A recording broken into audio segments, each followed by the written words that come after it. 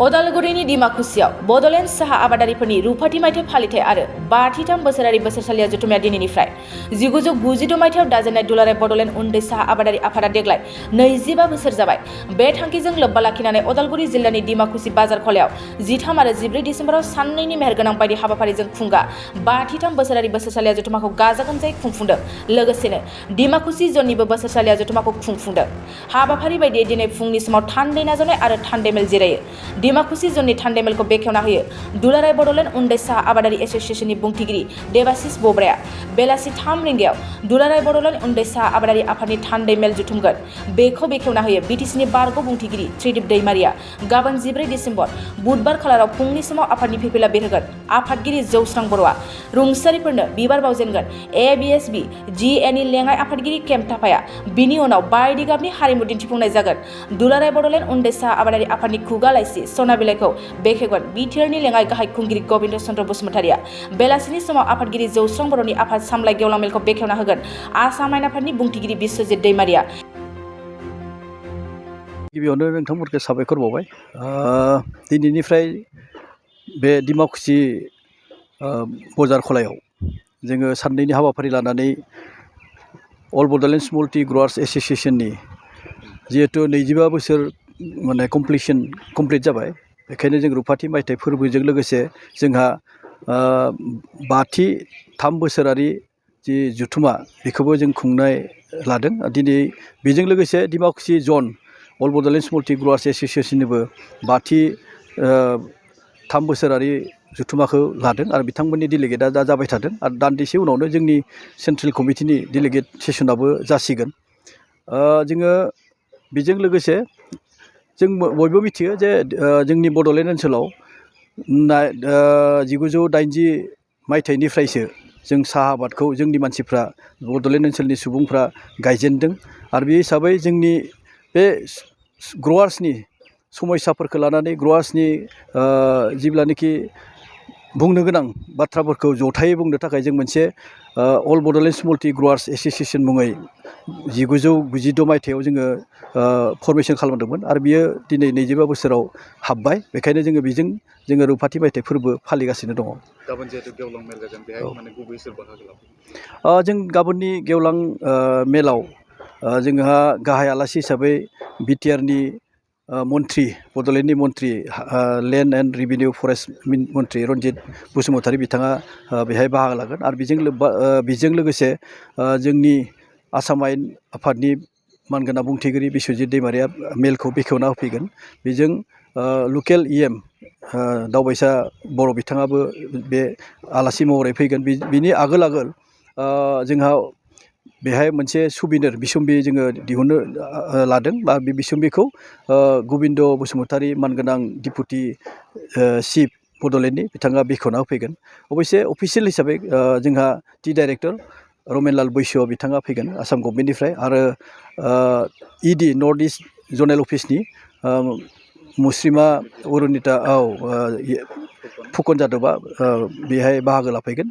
आरो गोबां जोंफोरबायदि एस'सिएशन आसामनि स्मल टि ग्र'वार्स एस'सिएशनफोर बिथांमोननि बिबानगिरि बिथांमोना फैगोन। बेखायनो गाबोननि गेवलां मेलखौ जोङो जोबोद गाजा गोमजायै जागोनखौ जों आसा फारिदों। आं बुंनांगोन जे जोंहा 3 बोसोरारि मोनसे टार्मिनेसन जायो, खिन्थु थांनाय 2 बोसोराव कर'नानि बेरामनि थाखाय जिहेतु जों मेल मिटिं खुंनायनि बादा मोनसे दङमोन। बेखायनो जोङो 2020 मायथाइयावनो जानो गोनांखौ जों हायाखिसै खुंफुंनो, खिन्थु देग्लाय नैबे 2022 मायथाइयाव बे थांनाय मोनसे टार्मा जोबगोन। बेखायनो आं जिहेतु आफादगिरि बा जोंहा नेहाथारि दङ बिजित बसुमतारी, जोङो आसा फारिदों बेहाय मोजां गोदान रोखोमनि मोनसे कमिटि दाना होनो लुगैदों जोङो। ओंखायनो जोंथ' बारग'गोनासो जों खारग'गोन। बेखायनो गोदानखौ जों फोरोंलांनांगोन, गोदान बिबानगिरि सोरजिलांनांगोन, होमब्लासो जोंनि एस'सिएशननि एबा मेम्बार ग्र'वार्सफ्रा फोथायनाय आरो खामानि मावनायनि खाबुखौ मोनलांबाय थागोन। आसामाव साहा आबाद फैनाया देग्लाय 2023 जानुवारिनिफ्राय 200 बोसोर जागोन। दा बे बेलायाव खिन्थु साप्लाइनि जि बेसेन मोननांगौ बेखौ खिन्थु दिनैसिम मोनाखै। बे बेलायाव जोङो 2020 मायथाइयाव आसामनि साप्लाइआ माने 200 बोसोराव आगान होगोन। बेयाव ब्रिटिशआ फैनाय लोगो लोगो जि आबाद गायदोंमोन 200 बोसोर जाबाय, खिन्थु 200 बोसोर जादोंब्लाबो आसामनि साहानि जि मानदण्ड बा मान मोननांगौमोन बुहुमावनो दिनै आसामनि साहा होनना बुङोबा मिथियो खिन्थु बिनि जिथु मान मोननांगौमोन बेखौ जोङो दासिमबो स्वीकृति मोनाखै होनबाबो गोरोन्थि जागोन मानो होनब्ला आसामनि साफ्रोमबो सुबुङानो बे साहाखौ नेशनेल ड्रिंक हिसाबै फोसावजानायखौ लुबैदों मानो होनब्ला नों फुङाव उथिबानो साहा लोंनाय जायो आलासि फैबानो साहा लोंनाय जायो जोंनि साहाया जोंनि एंगार हायै माने मोनसे लोंनाय मोनसे जिनिस जाना दङ दा बेखायनो बे लोंनायखौ साहा लोंनायखौ नेशनेल ड्रिंक्स हिसाबै जोङो मोनसे आपिल खालामबोबाय थादों भारत सरकारखौ माने मोनसे बिल पास खालामनानै गभर्नमेन्टनिफ्राय मोनसे बिल पास खालामनानै नेशनेल ड्रिंक हिसाबै डिक्लेयार होनांगौ आरो बेखौ अबयसे गोजोनथाव बाथ्रा मैया पबित्र मार्गेरिटा बिथाङा MP बिथाङा मोजां रोखोमनि उपस्थापन खालामदों माबायाव एसेम्ब्लियाव मोजां रोखोम प्रेजेन्टेसन होदों जे 200 बोसोर जाबाय खिन्थु 200 बोसोरजों लोगोसे बेखौ जुदि गभर्नमेन्टआ डिक्लेयार होयोबा बा नेशनेल ड्रिंक हिसाबै जोङो आसामबासियानो जोबोद गोजोनगोन आरो मोनसे मान मर्यादा मोनगोन होननानै आसा फारिदों दिनैसिम खिन्थु साप्लाइनि जि माने बेसेन बेयो खिन्थु माने थि जायाखै थि जाबा मोजां जागोन मोनसे बाथ्राया बेनो जाहैबाय आसामनि साया बा जोंनि माने प्रडाक्सना जिहेथु आसाम जिहेतु गभर्नमेन्टनि आखायाव गैया होनना बुंबाबो गोरोन्थि गैया मानो होनब्ला बियो बायारनि आखायावसो दङ बायारफ्रा दाम होआबा नोङो फानग्रायाबो हाया आरो नोंथांमोना मिथिनानै गोमोगोन जे मोनसेल' प्रडाक्सन दङ जाय प्रडाक्सनानोखि डाइरेक्ट कास्टमारजों लिंक थानाया बनायग्राफ्रा माने जों बानायदोंब्लाबो जोङो डाइरेक्ट कास्टमारनो फाननो हायै मोनसे मा होनगोन बेखौ बायारासो बायगोन बेसेबां गिदिर गिदिर कम्पानियानो बानाया मानो मेट्रिकखौ माने फार्स्टआव बायारा अक्सननि गेजेरजों बायगोन बिनिफ्रायसो अक्सननिफ्राय आखौ बिथांमोना जि दाम होयो बेखौ लानानैसो आरो रिटेलाव बिथांमोना फानो बेखायनो जोंहा डाइरेक्ट कास्टमारजों लिंक गैयिनि कारनाव माब्लाबा बायारा दाम होआबा क्वालिटिनि माने माब्लाबा मोजांबाबो मोजां नङा होनफ्लानानै बायनानै कारनावनो जोंनि माने माबाया बेसेना जों मोजां रोखोमनि मोननो हाया नंगौ बियो मोनसे बिजनेसआव आप डाउन जायो अब्लाबो जों जेरैबायदि दानि तारिखाव माने कस्ट अफ प्रडाक्ट जोंनि आबादनि माने माबायाव बेलायाव जेसेबां खरसा जायो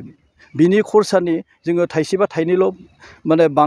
गोबां थाइसेबा थाइनैल' मोननाय मोनसे माबाखौ मोनबोबाय थादों जोङो जेरैबायदि मोननांगौमोन बेलेग माने कमडिटिसफोराव बेलेग एग्र' माने प्रडाक्सनफोराव जेरैबायदि माने मोनसे मिनिमाम बेन्चमार्क खालामना होयो खिन्थु साप्लाइनि बेलायाव दासिमबो गभर्नमेन्टआ होआखै आरो बेखायनो जों गभर्नमेन्टखौ not only Assam government India गभर्नमेन्टखौनो आपिल खालामबाय थादों जोंनो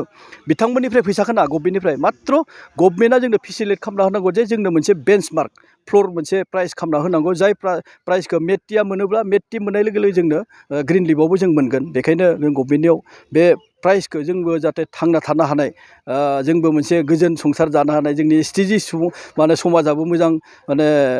रांखान्थि भाबे टेनसन गैयै भाबे संसार जानो हानाय मोनसे माबाखौ खालामना होनांगौ होननानै जोङो गभर्नमेन्टखौ आपिल खालामबोबाय थादों अब्लाबो दिनै नोंथाङा जुदि मिनिमाम जितु MSPनि खोथा बुंदों बे बेसेबां थायोब्ला मोजां जायो दायो नाय दानि थारिखाव जोंहा माने थाइ बिखेखै गुबुन गुबुन जायगायाव गुबुन गुबुन एसे माने प्रडाक्सन माबाया कस्टआ आलादा जायो खायसे गोजानाव हैनो गोनांखाय कस्टआ एसे खायसे फेक्टरि सेरावनो थानायखाय खायसे माबा बेखायनो जोङो अब्लाबो जोङो जुदि नायनो थाङोब्ला एभारेज जोंहा 16 to 17 रुपिसआ जोंहा कस्ट अफ प्रडाक्सनाव फैयो दा बिनि माबाखौ नायोब्ला बिनि माने कस्ट अफ प्रडाक्सननि आधा जुदि जोङो 16आव जायोबा 8 थाखाखौ प्लास खालामनानै जों जुदि 22 मिनिमाम 22 जुदि मोनोब्ला जोंनि स्मल ग्र'सफ्रा मिनियै माने माबानो हायो आरो थांना थानो हागोन आरो बै रेटनि बेलायाव जोङो दासिम जों 40-45 दाम डिमान्ड खालामबाय थादों बेखौ खालामना होनांगौ होननानै अब्लाबो जों कस्ट अफ प्रडाक्सनखौ नायोबा माबायो दा नोंथांमोननि गेजेरजों आङो खावलायनो लुगैदों गाबोन जिहेथु जोंहा गेवलां मेल जागोन बे गेवलां मेलाव बयबो स्मल टि ग्र'वार्स नङाब्लाबो साहा आबादारि नङाब्लाबो बे मेलाव जाहाथे बाहागो लाफैयो लोब लोब फैयो जोंखौ बे कनफारेन्सखौ जाफुंसार होनायाव मदद होफैयो आं बेखौ बयबो रायजो राजानिसिम खर' गंग्लायै आर'ज गाबबाय नोंथाङा सानाय सुनाय बेरामनि जेंनायाव गोग्लैदों नामा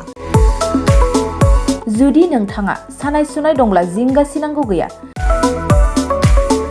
चिरां जिल्लानि बेंटल गेट साफागुरियाव दायो SI निउर' थेरापि सेन्टार दंसै बे थेरापि सेन्टाराव नोंथाङा गोरलैयैनो देहानि सानाय सुनायखौ फाहामथाय लानो हागोन बे आथिं सानायानो जाग्रोदों ओमफ्राय जानाया एसे सिगांनिफ्रायनो जाखादों ओमफ्राय बिदिनो गुबुन गुबुन मुलि जाबाबायदों ओमफ्राय हामाखै दिनैनि ट्रिटमेन्टआ नङा आङो एसे मोजां मोनसिनबाय जेरै सिं सानाय आफादावरि सानाय मोदोम जरा सानाय आइजोफोरनि जेंना खर' सानाय बायदि बेरामखौ फाहामनाय जायो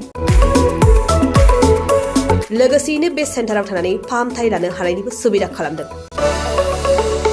नोंथांमोनहा एएसआइ निउर'थेरापि सेन्टाराव फाहामथाय लानो गोसो दंब्ला नैबे मबाइल नम्बर 7620160459 नङाब्ला 9476 977 956 आव थोंजों सुलाद लानो हागोन।